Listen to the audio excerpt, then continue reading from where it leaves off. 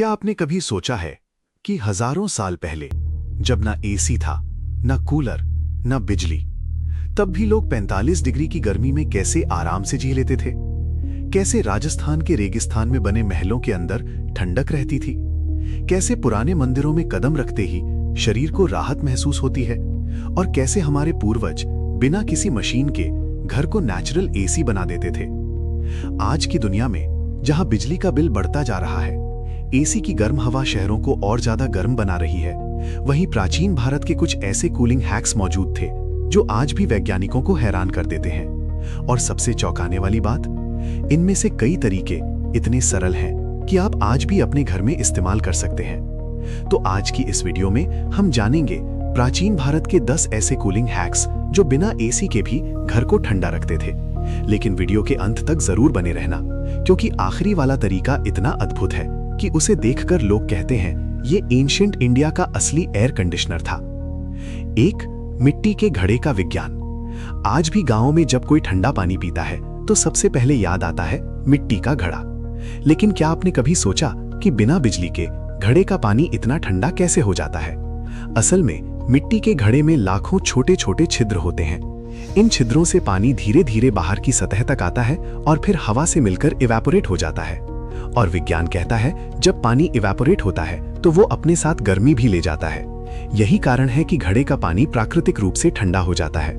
लेकिन प्राचीन भारत में घड़े सिर्फ पानी ठंडा करने के लिए नहीं थे। कई जगहों पर कमरों के दरवाजों और खिड़कियों के पास गीली मिट्टी के बड़े बड़े घड़े रखे जाते थे, ताकि हवा जब उनके पास से गुजरे तो ठंडी होकर अंदर आए। यानी हजारों साल पहले ही लोग इवेपोरेटिव कूलिंग का इस्तेमाल कर रहे थे। आज मॉडर्न डेजर्ट कूलर्स भी इसी सिद्धांत पर काम करते हैं।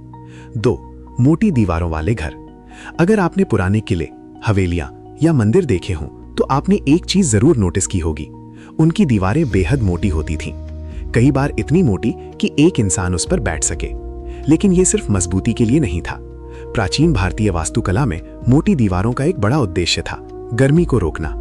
पत्थर और मिट्टी की मोटी दीवारें दिन की गर्मी को तुरंत अंदर नहीं आने देती थीं, और रात में जब तापमान कम हो जाता था तब वही दीवारें अंदर की ठंडक को बनाए रखती थीं।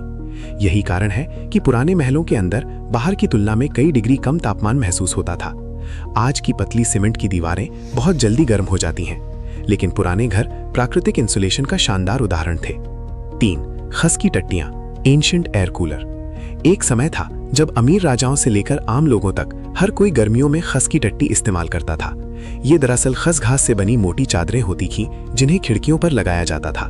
इन पर लगातार पानी डाला जाता था और जब गर्म हवा इन गीली टट्टियों से होकर गुजरती थी तो वो ठंडी हो जाती थी। पूरा कमरा नेचुरल कूलर बन जाता था। सबसे खास बात, खस की खुशबू भी हवा में घुल जाती थी, जिससे कमरा सिर्फ ठंडा ही नहीं बल्कि ताजगी से भर जाता था। आज भी कई पुराने घरों और गांवों में ये तरीका इस्तेमाल किया जाता है। 4, स्टेप वेल्स, धरती के अंदर की ठंडक। भारत में पुराने समय में बावड़ियां सिर्फ पानी जमा करने के लिए नहीं बनाई जाती थीं। उनका एक बड़ा उद्देश्य था ठंडक। गुजरात और राजस्थान की कई प्राचीन बावड़ियों में नीचे उतरते ही तापमान अचानक कम महसूस होता है। क्यों? क्योंकि धरती के अंदर का तापमान ऊपर की तुलना में स्थिर और ठंडा रहता है। इसीलिए कई बावड़ियां इस तरह बनाई जाती थीं कि वहां हवा का प्राकृतिक सर्कुलेशन बना रहे। लोग वहां बैठकर गर्मी से राहत लेते थे। कुछ इतिहासकार मानते हैं कि ये एंशिएंट अंडरग्राउंड कूलिंग सिस्टम जैसा था। 5, आंगन वाले घर। पुराने भारतीय घरों में बीच में खुला आंगन होता था, आज की तरह बंद बंद कमरे नहीं। और इसके पीछे एक गहरी वैज्ञानिक सोच थी। दिन में गर्म हवा ऊपर उठती है और खुला आंगन उसे बाहर निकलने का रास्ता देता है। फिर बाहर से ठंडी हवा कमरों में प्रवेश करती है। इससे पूरा घर नेचुरली वेंटिलेटेड रहता था। अगर आंगन में पेड़, तुलसी या छोटा जल स्रोत हो तो ठंडक और बढ़ जाती थी। आज मॉडर्न आर्किटेक्चर में इसे पैसिव कूलिंग डिजाइन कहा जाता है, लेकिन भारत में ये सदियों पहले से मौजूद था। 6, सफेद चूने की दीवारें। पुराने समय में लोग घरों पर सफेद चूना लगाते थे और इसका कारण सिर्फ सुंदरता नहीं था। सफेद रंग सूरज की गर्मी को रिफ्लेक्ट करता है, यानी कम गर्मी अंदर जाती है। इसके अलावा चूने में प्राकृतिक कूलिंग प्रॉपर्टीज भी होती थीं। कुछ जगहों पर चूने में बेल, गुड़ और प्राकृतिक पदार्थ मिलाए जाते थे, जिससे दीवारें और मजबूत व ठंडी रहती थीं। आज भी कई गांवों में गर्मी शुरू होते ही लोग घरों पर सफेदी करवाते हैं। 7, पानी वाले फव्वारे और कुंड। अगर आपने पुराने महलों को ध्यान से देखा हो तो वहां अक्सर बीच में फव्वारे, तालाब या छोटे जलकुंड दिखाई देते हैं। ये सिर्फ सजावट नहीं थे। पानी आसपास की गर्मी को अब्जॉर्ब करता है और इवेपोरेशन के कारण हवा को ठंडा करता है। जब हवा पानी के ऊपर से गुजरती थी तो वो ठंडी होकर महल के अंदर फैल जाती थी। मुगल और राजपूत वास्तुकला में इस तकनीक का खूब इस्तेमाल हुआ। 8. जालीदार खिड़कियां।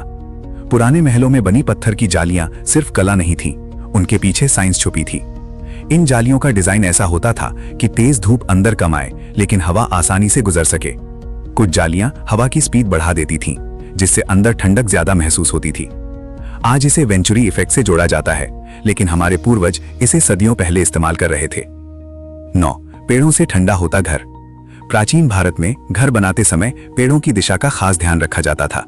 बरगद, नीम, पीपल जैसे बड़े पेड़ घर के आसपास लगाए जाते थे। ये पेड़ सिर्फ छाया नहीं देते थे, पेड़ों से लगातार वाटर वेपर निकलता है जो आसपास की हवा को ठंडा करता है। इसीलिए जहां ज्यादा पेड़ होते हैं वहां तापमान कम महसूस होता है। आज शहरों में कंक्रीट बढ़ने के कारण गर्मी तेजी से बढ़ रही है, लेकिन पुराने गांव प्राकृतिक कूलिंग इकोसिस्टम थे। 10. हवा पकड़ने वाले महल, एंशिएंट एसी। अब बात उस तकनीक की जिसे देखकर लोग आज भी हैरान रह जाते हैं। राजस्थान और मध्य एशिया के कुछ पुराने महलों में ऐसी संरचनाएं बनाई जाती थीं जो हवा को कैप्चर करती थीं। ऊंचे टावर हवा को ऊपर से पकड़ते, फिर उसे संकरी सुरंगों से नीचे भेजते, और जब वो हवा पानी या ठंडी दीवारों से गुजरती तो और ठंडी हो जाती। फिर वही हवा कमरों में फैल जाती, बिना बिजली, बिना मशीन, पूरा महल ठंडा।